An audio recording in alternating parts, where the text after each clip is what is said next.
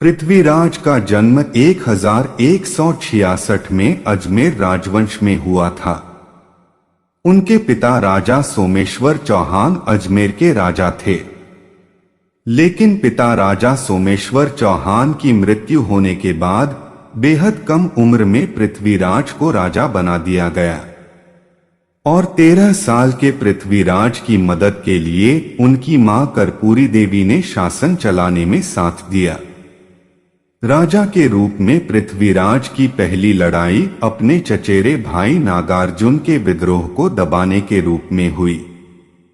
इस जीत ने पृथ्वीराज को मजबूत किया और उसके बाद 1182 ईस्वी में चंदेल राजा परमार देव चंदेल को हराने से पृथ्वीराज चौहान की चर्चा पूरे भारत में फैल गई।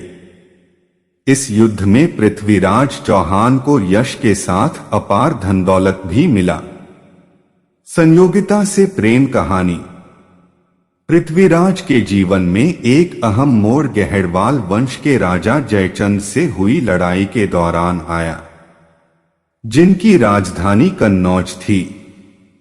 पृथ्वीराज रासों के रचयिता कवि चंद्रबरदाई के अनुसार जयचंद की पुत्री संयोगिता से प्रेम और फिर उनका हरण कर विवाह करना पृथ्वीराज और जयचंद की लड़ाई का प्रमुख कारण बना। पृथ्वीराज जब अपने शासन के उत्कर्ष पर थे तो उनका राज्य मौजूदा समय में राजस्थान, अधिकांश क्षेत्र, पश्चिमी उत्तर प्रदेश, उत्तरी मध्य प्रदेश और दक्षिणी पंजाब तक फैला हुआ था। मोहम्मद गोरी का भारत पर आक्रमण। भारत के इतिहास में मोहम्मद गोरी का आक्रमण बेहद असर डालने वाला रहा। आज के पाकिस्तान के इलाके में जीत हासिल करते हुए गोरी पंजाब तक पहुंच गया तो पृथ्वीराज और मोहम्मद गोरी की सेनाओं का तराइन के मैदान में सामना हुआ। सन 1191 में लड़े गए इस युद्ध को तराइन के प्रथम युद्ध के नाम से जाना जाता है। इस युद्ध में पृथ्वीराज ने मोहम्मद गोरी को हरा दिया।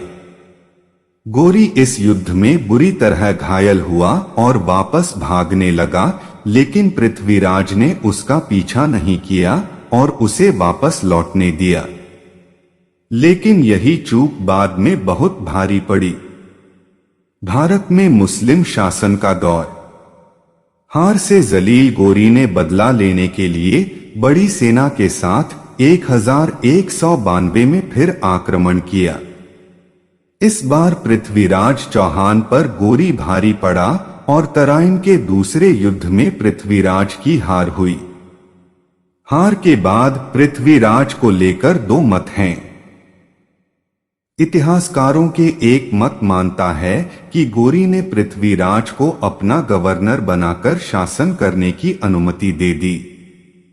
इसके पीछे वह उन मुद्राओं का तर्क देते हैं जिसमें एक तरफ पृथ्वीराज चौहान का नाम है तो दूसरी तरफ मोहम्मद गोरी का नाम लिखा हुआ है।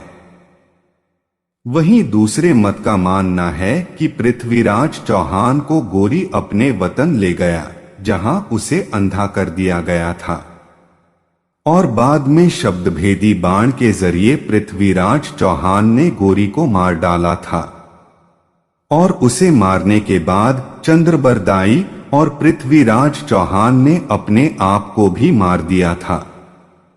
पृथ्वीराज चौहान की मौत चाहे जैसे हुई हो, लेकिन एक बात तो साफ है कि तराइन के दूसरे युद्ध में पृथ्वीराज चौहान की हार ने भारत का इतिहास ही बदल दिया, क्योंकि उसी के बाद भारत में मुस्लिम शासकों का दौर शुरू हुआ और 1206 में कुतुबुद्दीन ऐबक द्वारा गुलाम वंश की स्थापना हुई और वह सिलसिला अगले 600 साल तक मुगल वंश तक चलता रहा और उसके बाद भारत अंग्रेजों का गुलाम हो गया, जिनसे फिर 15 अगस्त 1947 में भारत को आजादी मिली। पृथ्वीराज का